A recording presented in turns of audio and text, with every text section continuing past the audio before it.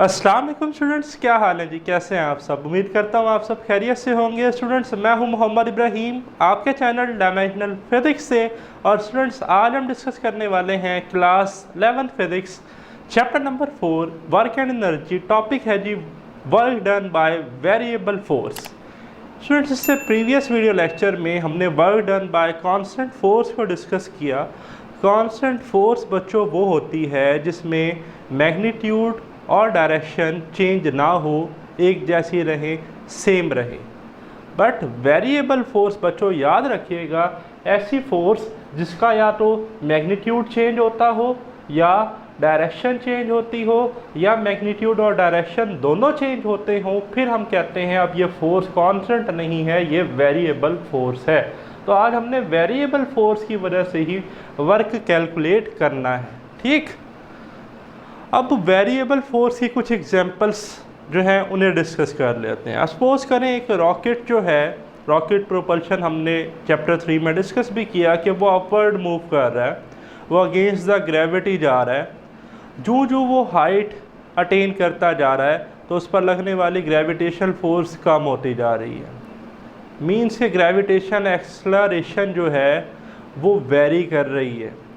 ठीक है, magnitude change हो रहा है। अगर मैग्नीट्यूड चेंज हो रहा है तो इट्स मीन कि यहाँ पर फोर्स कांस्टेंट नहीं है, फोर्स वेरिएबल है। और एक वक्त ऐसा आएगा कि वो जो हमारी अर्थ की बाउंड्री है, रीजन है, वो रॉकेट उससे क्रॉस करके, ठीक है जी, स्पेस के रीजन में आ जाएगा।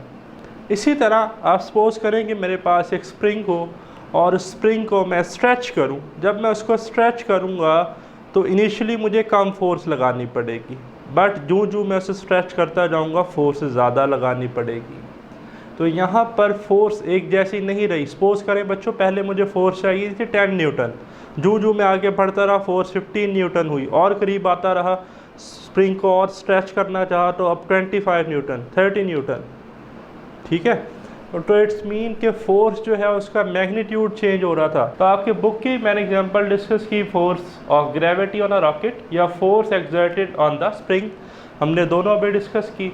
अब बात कर लेते हैं इसकी मैथमेटिकल डेरिवेशन की, कि अगर हमारे पास हमने जो है जी वर्क कैलकुलेट करना हो वेरिएबल फोर्स की मदद से, तो हम कैसे कैलकुलेट करते हैं। तो स्टूडेंट, पहले तो ये पॉइंट आप याद रखिएगा कि जब भी हमारे पास कोई दो पॉइंट्स हो, हमने उनके दरमियान वर्क कैलकुलेट करना वेरिएबल फोर्स की वजह से, तो सबसे पहले हम उन पॉइंट्स को छोटे छोटे पैचेस में, छोटे छोटे टुकड़ों में डिवाइड करते हैं, ताकि उन छोटे छोटे पैचेस में जो फोर्स है उसका मैग्नीट्यूड तकरीबन कंसीडरेबल कांस्टेंट रहे और उन पैचेस पे लगने वाली फोर्स कांस्टेंट हो। तो स्टूडेंट्स, अगर हम उन छोटे छोटे पैचेस का सम कर लें तो सम of work done by constant forces is equal to the work done by variable force।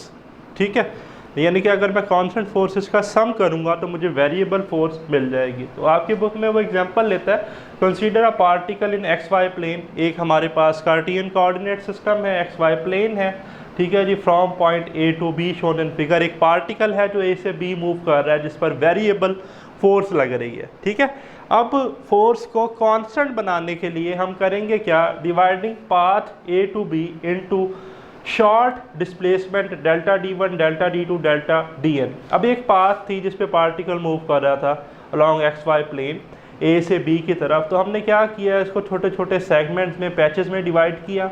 First patch का डिस्प्लेसमेंट डेल्टा d1, सेकंड का डेल्टा d2, थर्ड का delta d3 and so on to last का delta dn। अब first पर लगने वाली force F1 constant force considerable है, F2 constant, आखिरी पर Fn।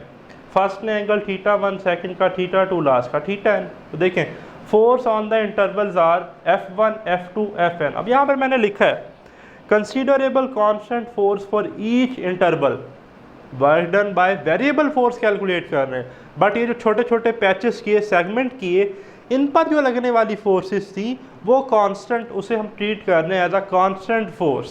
तो इसलिए मैंने शुरू में कहा कि sum of work done by constant forces is equal to the work done by variable force. ठीक है, अच्छा, तो अब आप देखें कि हेयर फॉर फर्स्ट सेगमेंट और फर्स्ट पैच, जो पहला टुकड़ा था, उसके लिए delta W1 change in work 1 की क्या आया जी, F1 dot delta D1 is equal to F1 cos theta 1 delta D1. Similarly, delta W2 for second segment F2 dot delta D2 या डॉट प्रोडक्ट ओपन करेंगे तो F2 cos theta 2 और delta D2 so on. अब delta W3 आएगा, फिर delta W4 and so on to finally आ जाएगा delta Wn, जो कि होगा Fn dot delta Dn। Dot product है तो कॉज आ जाएगा Fn cos theta and delta Dn। तो टोटल वर्क डन बच्चों जो हमारे पास है, ये W यहाँ पर क्या है, यहाँ पर W टोटल वर्क डन है बाय वेरिएबल फोर्स, वो किसके बराबर आएगा, work done by small patches और सेगमेंट। ठीक है, sum of the work done by patches और सेगमेंट। तो मैंने लिख लिया डेल्टा W1 plus delta W2 plus delta W3 so on to delta Wn। ये जो वैल्यूज़ हमने अलग अलग ली, अब हमने इसमें पुट कर दी F1 cos theta 1 delta D1 plus F2 cos theta 2 delta D2 and so on to F3 F4 and so on to Fn cos theta and delta Dn। तो फाइनली स्टूडेंट मैं total work done by variable force को लिख सकता हूँ summation I1 to n, summation apply कर दी। ठीक है, सम के लिए I1 to n limit provide कर दी कि I जो है वो 1 से n है, Fi cos theta I delta Di।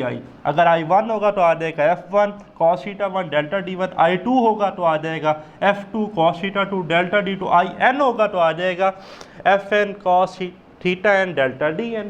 Okay, फिर ग्राफिकली भी स्टूडेंट हम work done by variable force को कैलकुलेट कर सकते हैं। कैसे, देखिए इससे प्रीवियस वीडियो लेक्चर में work done by constant force में मैंने बताया था कि area under the force displacement graph give the value of total work done. तो area under the F cos of theta, area under the F cos of theta versus displacement will give the total work done by variable force area under the graph divided into n rectangles। अब ये जो diagram थी ना ए से B, इसको हमने graph की form में ड्रा कर लिया। वर्टिकल एक्सिस पर F cos थीटा, हॉरिजॉन्टली हमारे पास डिस्प्लेसमेंट है, ये वो कर्व आ गई ए टू बी।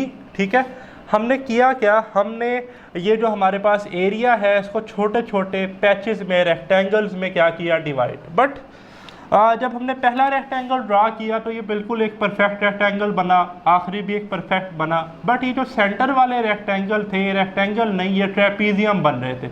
ये दो साइड्स पैरेलल थी बट ये वाली दो साइड्स पैरेलल नहीं थी। रीज़न ये थी कि यहाँ पर पाथ कर्व थी।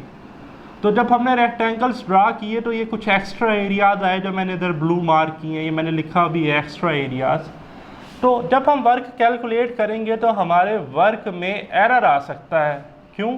क्योंकि हम वो वाला एरिया भी ले रहे हैं जो ग्राफ का एरिया तो है ही नहीं, ये तो ग्राफ से बाहर एरिया बन रहा है रेक्टेंगल का।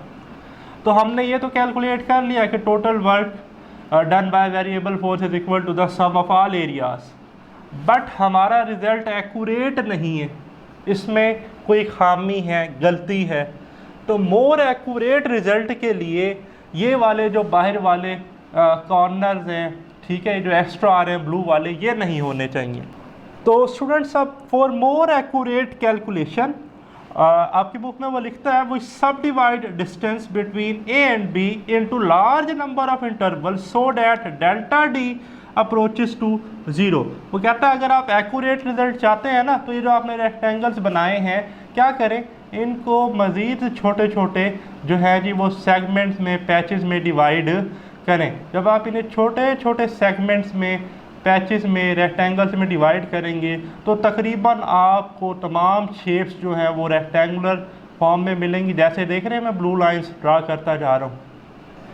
तो तब जब आप कहेंगे ना, जब आप ये लिमिट अप्लाई कर देंगे कि डेल्टा डी इतना स्मॉल है कि अप्रोचेस टू ज़ीरो, तो आप अप्लाई करेंगे limit delta D approaches to zero इस फार्मूले में, ये जो फार्मूला था। तो ये फार्मूला फिर बन जाएगा work done by variable force is equal to limit delta D approaches to zero summation I1 to n f of I cos theta I delta D I. तो फाइनली इसे हम कहते हैं work done by variable force, और ये हमारा accurate result होगा जिसमें ये शेडेड एक्स्ट्रा एरियाज काउंट नहीं होंगे। ठीक है, अगर मैं आपको ये ग्राफ बनाकर दिखाऊं तो ये जो आपको रिज़ल्ट मिलेगा, यहाँ पर हमारा था ना F cos ऑफ थीटा और ये था हमारा डिस्प्लेसमेंट, और ये थी हमारी वो कर्व जिसका हम एरिया बच्चों कैलकुलेट कर रहे थे।